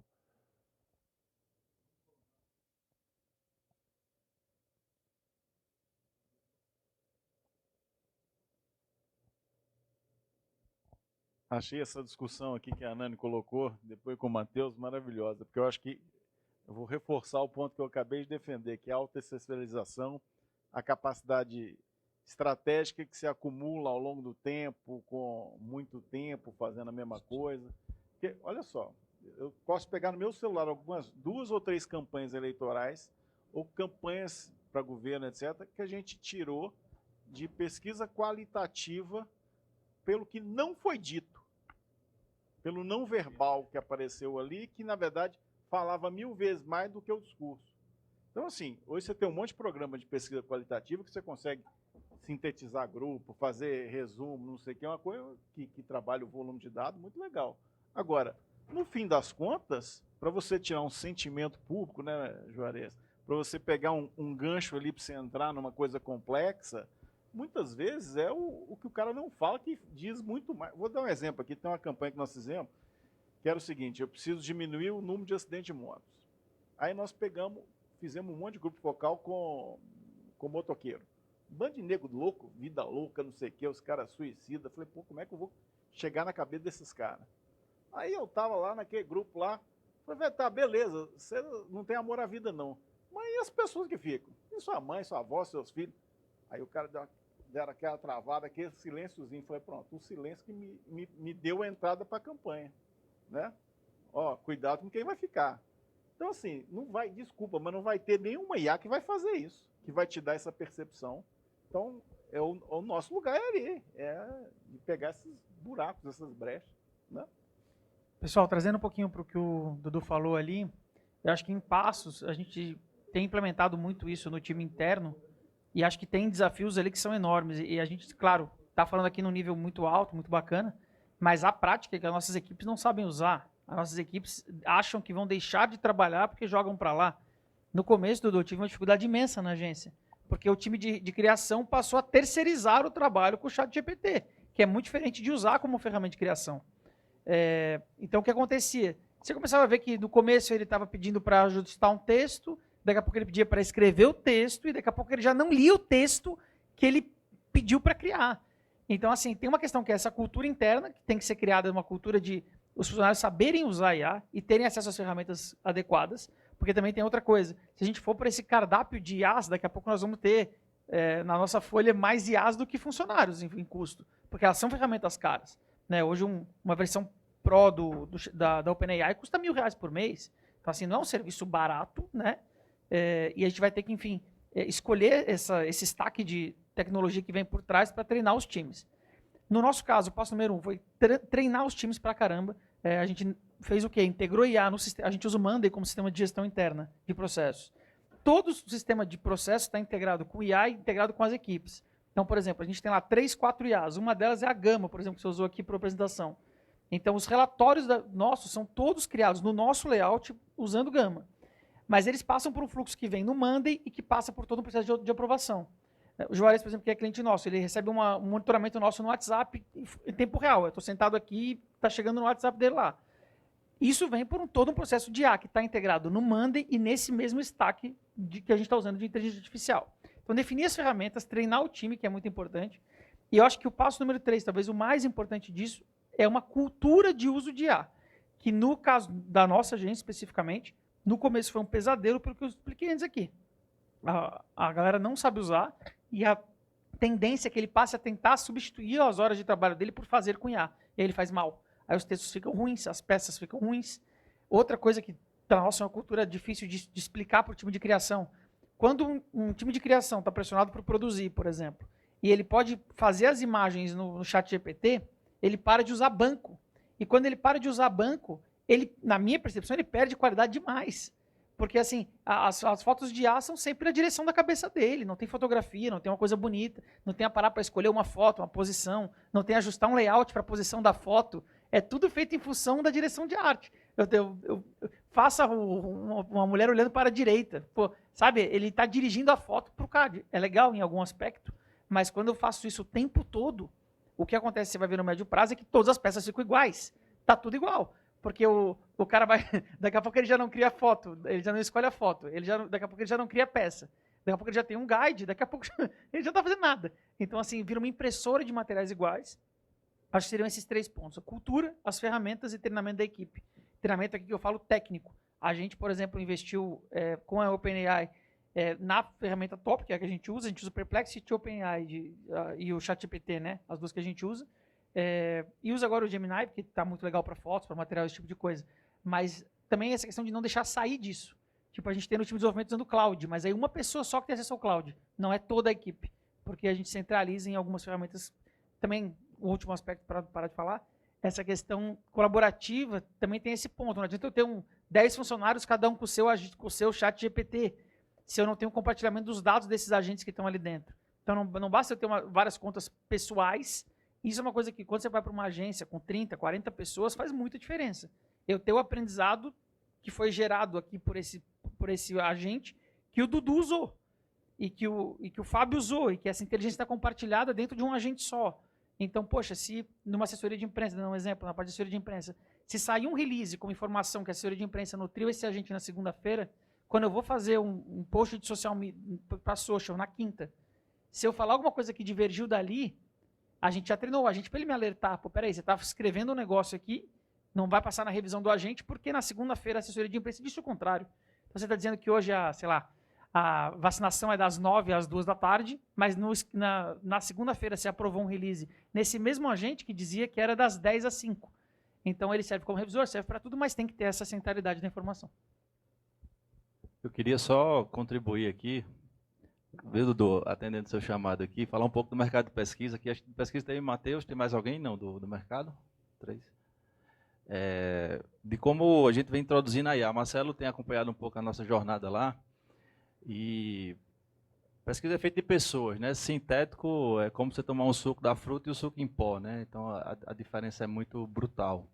E não tem como produzir opiniões onde as pessoas têm sofrimentos, angústias, aspirações totalmente diferentes entre regiões, entre classes sociais, entre faixas etárias. E o uso da IA, né, internamente lá, né, a gente teve a graça de Deus de poder ter uma ferramenta própria para poder fazer a coleta quant. Então, a gente começou a introduzir na auditoria dos dados. Então, hoje, toda a auditoria das entrevistas presenciais, ela é feita em 100%. Né? A boa prática de pesquisa recomenda 20%. Né? Então, o que a gente fez? Transformou o áudio em texto, o texto é checado com a resposta assinalada, algumas diretrizes de qualidade, como o tempo de duração, intervalo entre uma entrevista e outra, o espaçamento, se ela não for em ponto de fluxo, tudo isso vai garantir a qualidade maior dessas entrevistas. Outro ponto também é a entrega. Né? Então, a partir disso, a gente está concluindo agora uma ferramenta de IA dentro do nosso painel de análise, que vai poder ter um agente ali para poder auxiliar o cliente final em ter um resumo da pesquisa, né, um insight, mas o pressuposto inicial é um dado que foi coletado de uma opinião do ser humano. Né? Então, as pessoas respondem aquilo dali. Né? Falando um pouco sobre quali também, por exemplo, né, até pouco tempo atrás a gente tinha a figura do transcritor do grupo, né, que transcrevia tudo que se conversava. Hoje acabou tudo isso, a gente usa a IA para poder fazer o resumo ou a transcrição integral para que o analista possa realmente fazer e colocar ali seus pontos, né, dentro da pesquisa quali. Sobre digitalização de quali, né, Matheus, me permita divergir um pouco, né, que a gente fez, eu diria que 50% dos grupos quali, até antes da pandemia online e 50% presencial. Em campanhas presidenciais e estaduais, a online ela tem muita assertividade, porque eu consigo dividir um estado em micro-regiões ou em mesorregiões e ter pessoas no mesmo grupo de várias cidades. Porque se eu vou fazer ela presencial, eu vou ter que escolher cidades. De repente, aquela cidade tem uma dinâmica diferente que não vai necessariamente representar aquela região como um todo. Né? E a partir dessa discussão, claro que tem critérios, o eleitor tem que estar sozinho, tem que ter um equipamento, a gente manda o recurso para colocar a internet, faz uma checagem com o dia anterior, enfim, tudo isso para garantir em relação à pesquisa qualitativa. Mas eu vejo que, com tanta coisa sintética, a gente não pode perder o chão. Né? A gente tem que entender que, a partir de tudo, tem pessoas. Né? Então, quando Nani trouxe a questão dos eleitores sintéticos, né, é ridículo escutar isso, porque não faz o menor sentido. Claro que a IA vai exterminar 750 milhões de postos de trabalho, tenho certeza, ou até mais, em relação a isso. Mas outras profissões serão reinventadas e inventadas. Né? E o custo será outro. Por exemplo, né, eu tive o maior esforço de poder trazer um cara para ser o CTO nosso lá, porque dentro da Alpha a gente tem toda uma outra holding que é só de software também, que é outra empresa. Mas, tipo, enquanto um CTO normal ganha 18 mil, um cara com IA vai querer 70 mil, 60 mil. Então, como é que a gente vai ter o desafio de baratear, viu, Fábio? É um desafio também de discussão para baratear para o cliente final, porque cada vez mais eu vou ter que ter pessoas ultra qualificadas. O que vai ser, digamos, substituído é o básico, acho, redator, enfim, discutido muito sobre isso, vai, efetivamente, mas a massa cinzenta para analisar, para juntar tudo isso, até porque eu acho que o maior desafio daqui a pouco vai ser selecionar as IAs. Serão milhares, né? Como é que a gente vai criar essa simbiose para poder ter essa entrega? Então, viu, Dudu, obedecendo aí a pergunta em relação ao que tem contribuído, eu tenho, né, tentado me esforçar e cada vez mais, né, se meu posto for eliminado, eu vou virar agricultor, porque a IA não vai substituir a agricultura, né, gente?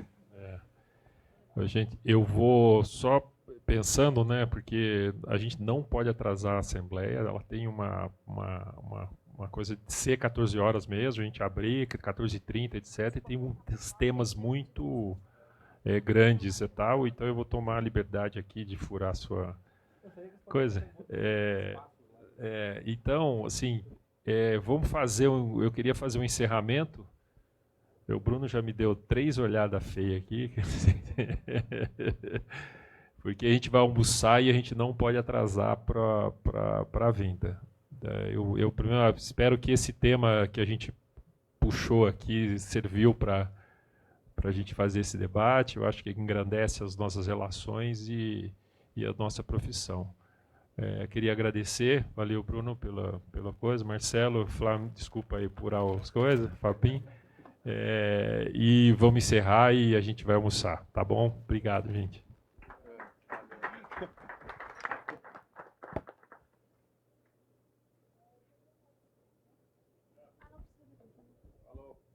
Vai falar sobre